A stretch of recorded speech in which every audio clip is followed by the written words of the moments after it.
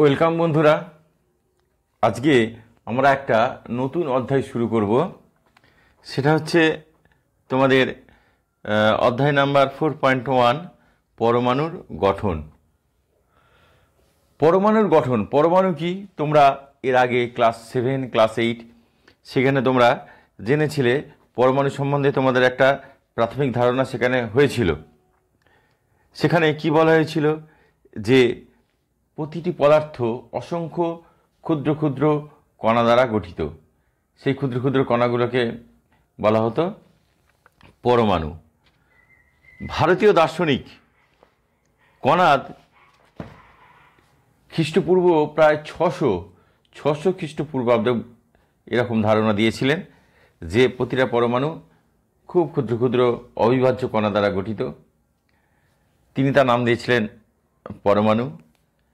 এবং তার কিছু বছর পরে গ্রিক দার্শনিক, গ্রিক পণ্ডিত ডেমোক্রিটাস, তিনিও ঠিক সহমত পোষণ করেছিলেন। তিনিও এরকম একটি ধারণা দিয়েছিলেন এবং তিনি সেই সমস্ত ছোট ছোট কণাগুলোর নাম দিয়েছিলেন অ্যাটোমা। অ্যাটোমাস কথা থেকে এসেছে অ্যাটোমা। অ্যাটোমাস কথার অর্থ হলো অবিভাজ্য, যাকে আর ভাঙা যায় না। তো যাই হোক, পরমাণুর ধারণা খুব প্রাচীনকাল থেকেই আছে। 1808 খ্রিস্টাব্দে ব্রিটিশ বিজ্ঞানী জন ডাল্টন তিনি পরমাণু নিয়ে একটা তত্ত্ব চালনা করেন, তত্ত্বের প্রবর্তন করেন, যেটাকে বলা হয় ডাল্টনের পরমাণুবাদ। তিনি বলেছিলেন যে প্রতিটি মৌলিক পদার্থই অসংখ্য ক্ষুদ্র ক্ষুদ্র কণা দ্বারা গঠিত এবং সেই কণাগুলি হলো পরমাণু, আর এই পরমাণুগুলো হচ্ছে নিরেট এবং অবিভাজ্য। তো ডাল্টনের পরমাণুবাদ সেটাও তোমরা কিছুটা জেনেছো তোমরা ক্লাস 8-এ। কিন্তু পরবর্তীকালে দেখা গেছে যে পরমাণু অবিভাজ্য নয় এবং নিরেট তো নয়ই, পরমাণু কিন্তু আরও কিছু কিছু সূক্ষ্ম সূক্ষ্ম কণা দ্বারা গঠিত। আরও যে সূক্ষ্ম সূক্ষ্ম কণা দ্বারা পরমাণু গঠিত সেই সম্বন্ধে তোমাদের একটা ধারণা ক্লাস 7-এও কিছুটা ছিল, কিছুটা তোমাদের ক্লাস 8-এও আছে। যে প্রধানত 3 প্রকার কণার কথা সেখানে বলা আছে: প্রোটন, ইলেকট্রন এবং নিউট্রন। এছাড়া আরও কিছু কণা আছে যেগুলো পরমাণুর মধ্যে থাকে কিন্তু সেগুলো অতটা গুরুত্বপূর্ণ নয়। প্রাথমিক 3 ধরনের কণা: ইলেকট্রন, প্রোটন এবং নিউট্রন। সে সম্বন্ধে তোমরা কিছুটা জেনেছো। কিন্তু ক্লাস 9-এ আমরা তাহলে কেন আবার সেই একই জিনিস আমরা জানছি, এটা তোমাদের মনে প্রশ্ন আসতেই পারে। তাহলে একই জিনিস আমরা ক্লাস 9-এ কেন পড়ছি? দেখো, ক্লাস 9 বলে শুধু নয়, এই পরমাণুর গঠন এই জিনিসটা তোমাদের যারা পরবর্তীকালে সায়েন্স নিয়ে পড়বে তারা দেখবে যে তোমাদের উচ্চ মাধ্যমিক স্তরেও আছে, গ্র্যাজুয়েশন স্তরেও আছে। কিন্তু সেক্ষেত্রে কী হবে, পরমাণুর গঠনটা খুবই গুরুত্বপূর্ণ একটা অধ্যায়, কিন্তু স্টেপ বাই স্টেপ তার ডিটেলসগুলো আরও ভালোভাবে তোমরা জানবে বিভিন্ন ক্লাসে। যত উঁচু ক্লাস উঠবে তত আরও বেশি করে তত্ত্বগুলো তোমরা পাবে। তো এখন আমরা ক্লাস 9-এ কোন জিনিসগুলো জানবো? আমরা 9-এ জানবো হচ্ছে যে এই যে প্রোটন, ইলেকট্রন, নিউট্রন, এই কণাগুলো দিয়ে একটা পরমাণু তৈরি। তো এই পরমাণু এইগুলোকে বলা হয় অবপারমাণবিক কণা বা সাব অ্যাটমিক পার্টিকেল। তো এই সাব অ্যাটমিক পার্টিকেলগুলো কিভাবে আবিষ্কৃত হলো, কিভাবে জানা গেল যে পরমাণুর মধ্যে এই কণাগুলো আছে?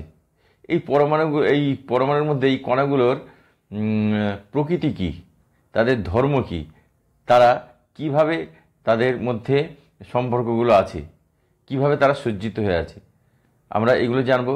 আমরা আরও জানবো যে এগুলো কিভাবে আবিষ্কৃত হয়েছিল, কারা, কোন কোন বিজ্ঞানীরা এই সমস্ত পদার্থগুলো আবিষ্কারের পিছনে আছে, কি কি পরীক্ষা নিরীক্ষা হয়েছিল, সেইগুলোই আমরা আস্তে আস্তে এই অধ্যায়ে জানব।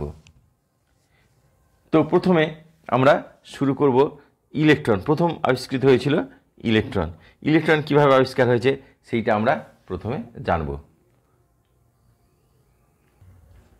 1878 সালে বিজ্ঞানী উইলিয়াম ক্রুক্স একটি কাঁচের নলের মধ্যে দুটি ধাতব তড়িৎদ্বার, দুই প্রান্তে দুটি ধাতব তড়িৎদ্বার নিয়ে একটা পরীক্ষা নিরীক্ষা করছিলেন। আমি সেই ধরনের যন্ত্রটা একটা ছবি এঁকেছি। এইটাকে বলা হয় তড়িৎ মুক্ষণ নল। এই তড়িৎ মুক্ষণ নলটা কি? একটা কাঁচের নল। এই কাঁচের নলের মধ্যে খুব কম চাপে এর মধ্যে বায়ু নিয়ে পরীক্ষা করছে। কম চাপ বলতে কত? আমরা জানি যে স্বাভাবিক বায়ুচাপ কত? 760 মিলিমিটার পারস্তম্ভের চাপের সমান। তিনি যে পরীক্ষাটা করছিলেন এই কাঁচের নলের ভিতরে, সেখানে যে বায়ুর চাপ ছিল সেটা হচ্ছে 0.01 মিলিমিটার পারস্তম্ভের চাপ। বুঝতে পারছো 760-এর তুলনায় খুবই কম। তো সেই এখান থেকে এই যে এটা হচ্ছে বায়ু নিষ্কাশন পাম্প, এই বায়ু নিষ্কাশন পাম্প দিয়ে বায়ু বের করে যখন 0.01 মিলিমিটার এর বায়ুর চাপ ছিল, সেই সময় তিনি এই পরীক্ষাটা করছিলেন এবং এর মধ্যে উচ্চ বিভব প্রয়োগ করেছিলেন, ভোল্টেজ যেটাকে বলা হয়। সেই বিভবটা কত? প্রায় 10,000 ভোল্ট। 10,000 ভোল্ট বিভব প্রভেদ। বুঝতে পারছো? আমাদের সাধারণত বাড়িতে যে বিভব প্রভেদটা ব্যবহার করা হয় সেটা হচ্ছে 220-30 এরকম। তো উনি 10,000 ভোল্ট এবং ডিসি, এসি না ডিসি, এর মধ্যে প্রয়োগ করেছিলেন। প্রয়োগ করার ফলে দেখা যাচ্ছিল যে এই দিকটা হচ্ছে ক্যাথোড। ক্যাথোড মানে হচ্ছে যে এই যে ব্যাটারির সাথে যুক্ত আর কি, তার ঋণাত্মক প্রান্ত যে তড়িৎদ্বারের সাথে যুক্ত সেটা হচ্ছে ক্যাথোড, আর ধনাত্মক প্রান্ত যে তড়িৎদ্বারের সাথে যুক্ত সেটা হচ্ছে অ্যানোড।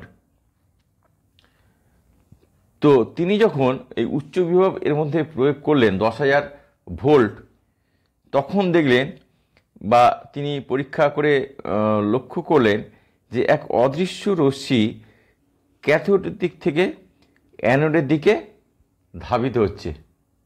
ধাবিত হয়ে অ্যানোডের পিছন দিকে যে দেয়াল আছে সেই দেয়ালে একটা প্রতিপ্রভার সৃষ্টি করছে। তো এই যে একটা ক্যাথোড রশ্মি তৈরি হচ্ছে, সেই ক্যাথোড রশ্মির প্রকৃতিটা কি? এই ক্যাথোড রশ্মির প্রকৃতি জানার জন্য বিজ্ঞানী জে থমসন তিনি আরও কিছু পরীক্ষা নিরীক্ষা করলেন। জে থমসন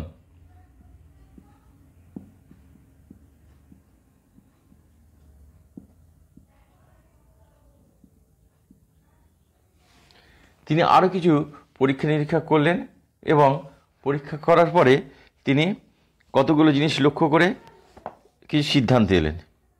তিনি দেখলেন যে এই রশ্মি ক্যাথোডের তল থেকে উৎপন্ন হয়ে অ্যানোডের দিকে যাচ্ছে এবং ক্যাথোড পাতের থেকে লম্বভাবে, দেখো লম্বভাবে এরা নির্গত হচ্ছে।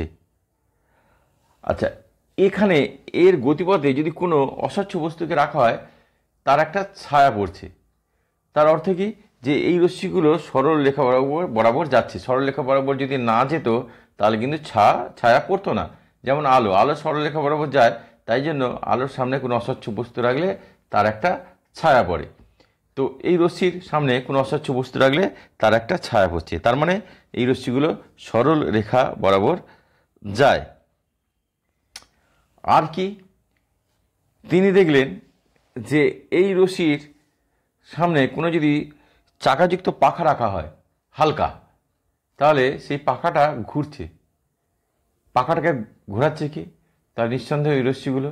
এখন রশ্মি তো এমনি ঘোরাতে পারবে না, তার মধ্যে নিশ্চয়ই কোনো ভর আছে বলেই সে বল প্রয়োগ করছে পাখার উপরে এবং পাখাটা ঘুরছে। তার মানে ওই রশ্মিগুলোর মধ্যে যত কমই হোক কিছু ভর আছে, ভরযুক্ত কণাগুলো, শুধু আলোর তরঙ্গ নয়। আবার এই রশ্মিকে যদি ধনাত্মক আধানযুক্ত ইলেকট্রোস্কোপের সংস্পর্শে নিয়ে আসা হয় তাহলে ইলেকট্রোস্কোপ আধান শূন্য হয়ে যাচ্ছে, অর্থাৎ তার ধনাত্মক আধান প্রশমিত হয়ে যাচ্ছে।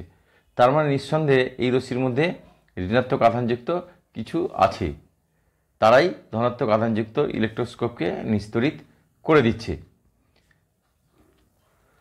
আবার এই রশ্মির আশেপাশে যদি কোনো তড়িৎ ক্ষেত্র বা চৌম্বক ক্ষেত্র রাখা যায়, দেখা যাবে যে এই রশ্মি ধনাত্মক যে আধানযুক্ত যে দিকটা সেই দিকে বেঁকে যাচ্ছে। তার মানে এই দুটো জায়গা থেকে প্রমাণিত হয় যে এই যে রশ্মি বা কণা, এরা অবশ্যই ঋণাত্মক আধানবাহী কণা। তার মানে কণার প্রকৃতিটা কিন্তু পাওয়া গেল যে এরা ঋণাত্মক আধান বহন করে।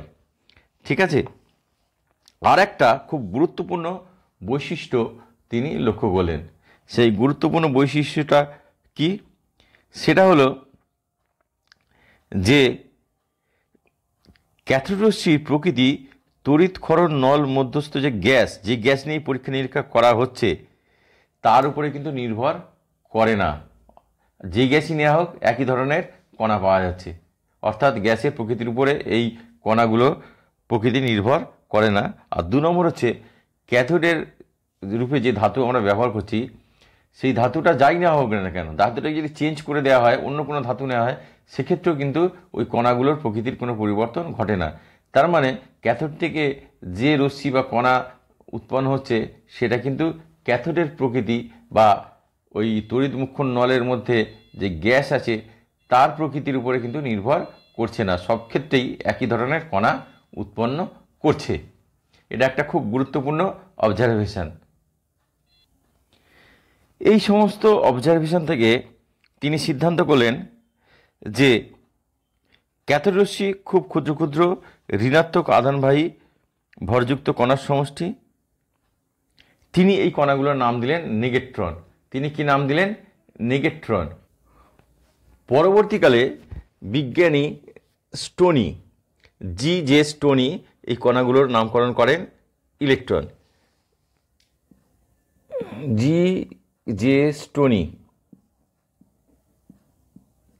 তিনি এগুলোকে বলেন ইলেকট্রন। সেই নামটাই পরবর্তীকালে প্রচলিত হয়। তো এই ইলেকট্রনের কৃতিত্ব কিন্তু বিজ্ঞানী থমসনকেই দেওয়া হয়। ক্যাথোড রশ্মি বা ইলেকট্রন আবিষ্কারের পর বিজ্ঞানী থমসন পরমাণুর একটা নিজস্ব মডেল দিলেন।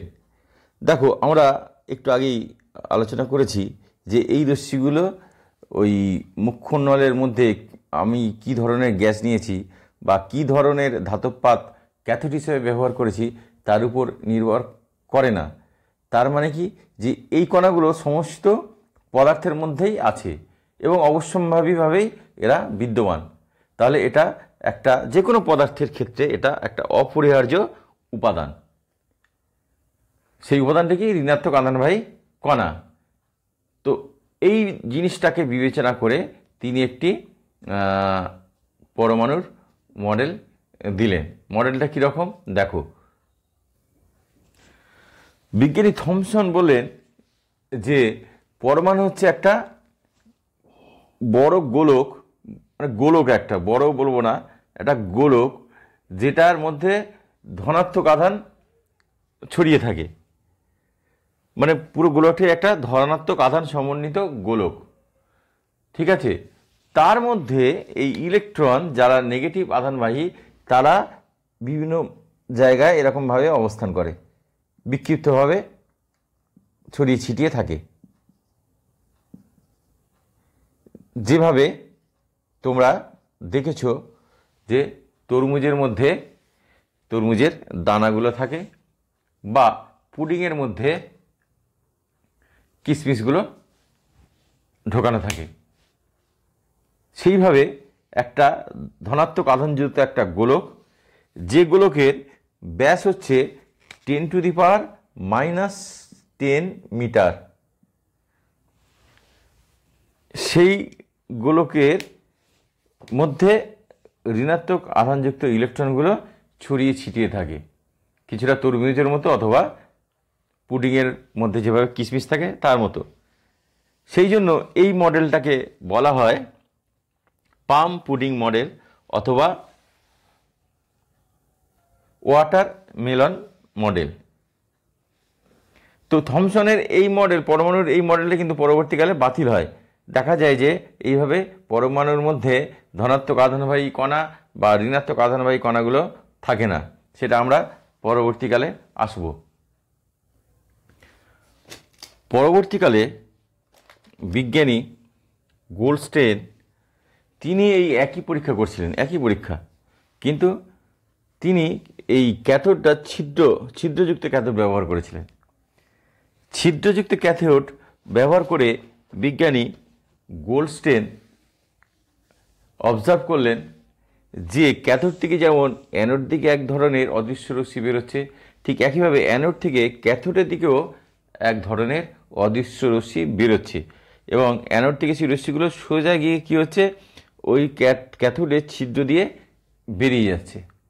যেহেতু এই ক্যাথোডের ছিদ্র দিয়ে রশ্মিগুলো বেরিয়ে যাচ্ছে, সেই জন্য এটাকে অনেক সময় ক্যানেল রশ্মিও বলা হয়। ক্যানেল রশ্মি এইটাও বলা হয়। তো এই রশ্মির প্রকৃতি নিয়ে তিনি গবেষণা করেন এবং নানা পরীক্ষা নিরীক্ষা করেন। এই রশ্মির অভিমুখে তিনি তড়িৎ ক্ষেত্র এবং চৌম্বক ক্ষেত্র তিনি প্রয়োগ করেন। প্রয়োগ করে দেখেন যে এই রশ্মিগুলো ঋণাত্মক আধানযুক্ত যে তড়িৎ ক্ষেত্র সেই দিকে বেঁকে যাচ্ছে। এ থেকে ধারণা করা গেল যে এই রশ্মিগুলো অবশ্যই ধনাত্মক আধানবাহী কণা বা ধনাত্মক আধানবাহী রশ্মি, কারণ ধনাত্মক রশ্মি হলেই সে ঋণাত্মক তড়িৎ ক্ষেত্রের দিকে বেঁকে যাবে। তার মানে কি, এর প্রকৃতি হলো ইলেকট্রনের বিপরীত। ইলেকট্রন হচ্ছে ঋণাত্মক আধানবাহী আর এটা হলো ধনাত্মক আধানবাহী। আর একটা জিনিস তিনি লক্ষ্য করলেন ভালো করে, যে সেটা হলো কি, যে এই যে কণাগুলো ধনাত্মক আধানযুক্ত যে কণা নির্গত হচ্ছে অ্যানোডের দিক থেকে ক্যাথোডের দিকে ধাবিত হচ্ছে, সেই কণাগুলো যখন হাইড্রোজেন নিয়ে পরীক্ষা নিরীক্ষা করা হচ্ছে, দেখা যাচ্ছে যে হাইড্রোজেন পরমাণুর যা ভর, এই কণাগুলোর ভর তার প্রায় সমান, হাইড্রোজেন পরমাণুর ভরের সমান।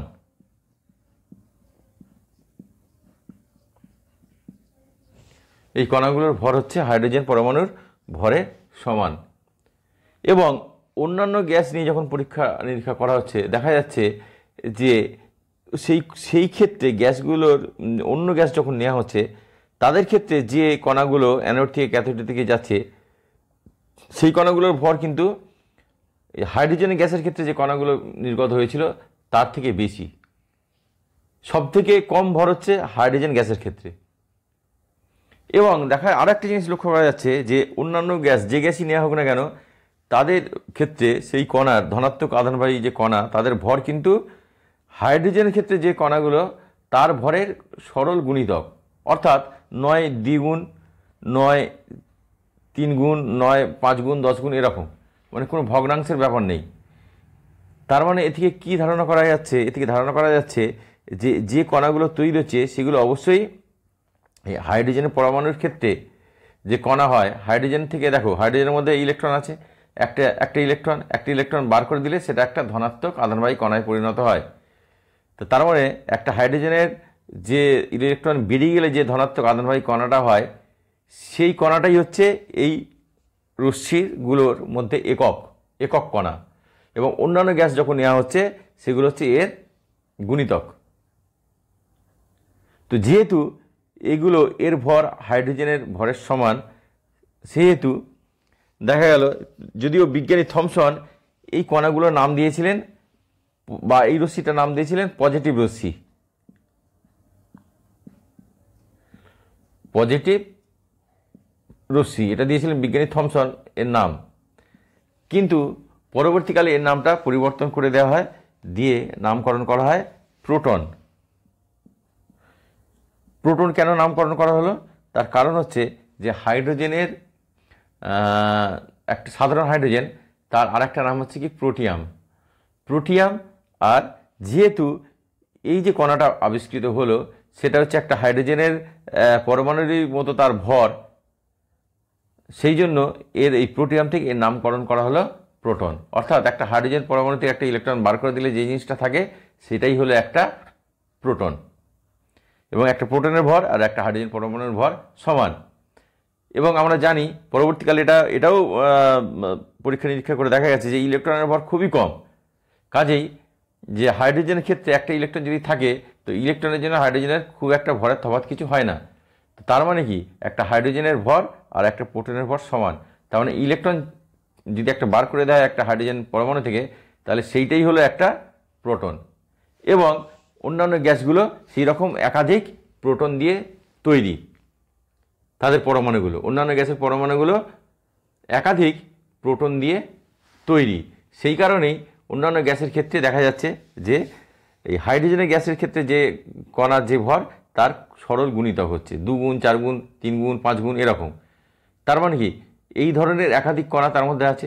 কারোর ক্ষেত্রে হয়তো 3টে হাইড্রোজেনের কণা আছে এরকম ধনাত্মক আধান কণা, কারোর ক্ষেত্রে হয়তো 5টা আছে সেই জন্য 5 গুণ হচ্ছে, কারোর ক্ষেত্রে 10টা আছে 10 গুণ হচ্ছে। তার মানে তার এককটা কী হলো? এককটা হলো একটা হাইড্রোজেনের পরমাণুর ধনাত্মক আধানের যে ভর হয় সেটাই হলো এই প্রোটনের একক। মানে একটা প্রোটন মানে একটা ধনাত্মক হাইড্রোজেন পরমাণু বা একটা ধনাত্মক হাইড্রোজেন আয়ন, সেটাই হলো একটা প্রোটন। আর আমরা জানি হাইড্রোজেন হচ্ছে সবথেকে হালকা মৌল। ঠিক আছে, তাহলে একটা হাইড্রোজেন আয়ন তার যা ভর তার যা প্রকৃতি, একটা প্রোটনের প্রকৃতিও ঠিক তাই, ভরও ঠিক তাই। তো এইভাবে প্রোটন আবিষ্কার হলো। তাহলে দেখা গেল যে কোনো পদার্থের দুটো মূল কণিকা আবিষ্কার হলো। একটা হচ্ছে ইলেকট্রন, যেটা ঋণাত্মক আধানবাহী কণা, আর একটা জিনিস আবিষ্কার হলো কি, প্রোটন, যেটা ধনাত্মক আধানবাহী কণা। এবং যেহেতু একটা ইলেকট্রন ঋণাত্মক আধানবাহী কণা এবং একটা প্রোটন ধনাত্মক আধানবাহী কণা এবং কোনো মৌলের পরমাণু নিস্তড়িত, সেক্ষেত্রে এই সিদ্ধান্ত করা হলো যে পরমাণুর মধ্যে প্রোটন সংখ্যা এবং ইলেকট্রন সংখ্যা সমান। সেই জন্যই পরমাণুটা নিস্তড়িত হয়। এবং ইলেকট্রনের মতোই প্রোটনও পরমাণুর গঠনের একটি মূল উপাদান। তো বন্ধুরা, এই পর্বে আমরা ইলেকট্রনের আবিষ্কার এবং প্রোটনের আবিষ্কার সম্বন্ধে ডিটেলসে জানলাম। তোমরা যারা এখনও এই চ্যানেলটাকে সাবস্ক্রাইব করোনি, তোমাদেরকে বলবো যে তোমরা চ্যানেলটাকে সাবস্ক্রাইব করে নাও। তাহলে কী হবে, নতুন ভিডিও আপলোড হলে তোমরা সহজেই পেয়ে যাবে। আচ্ছা, তো এই যে আমরা আজকে আবিষ্কার করলাম ইলেকট্রন প্রোটনের, আমরা আজকে যে আলোচনা করলাম ইলেকট্রন প্রোটনের আবিষ্কার সম্বন্ধে, তো তোমাদের যদি এই সম্বন্ধে কারো কোনো প্রশ্ন থাকে তোমরা কমেন্ট করে জানিও, আমি তোমাদেরকে উত্তর দেওয়ার চেষ্টা করব। আর যদি ভালো লাগে লাইক করো, শেয়ার করো। আমরা পরবর্তী যে পর্বগুলো তাতে কিন্তু আরও এই যে পরমাণুর গঠন নিয়ে আরও যে সমস্ত তত্ত্বগুলো আছে সেইগুলো আমরা আস্তে আস্তে জানবো। নিউট্রনের আবিষ্কার সম্বন্ধে জানবো, তেজস্ক্রিয়তা কীভাবে সৃষ্টি হয় সেই সম্বন্ধেও আমরা জানবো পরবর্তী অধ্যায়গুলোতে। তো তোমরা ভিডিওগুলো দেখতে থাকো, আর যদি কিছু জানার থেকে অবশ্যই তোমরা কমেন্ট করে জানিও। তো আজকে আমি এখানেই শেষ করছি। তোমরা সবাই ভালো থেকো, সুস্থ থেকো।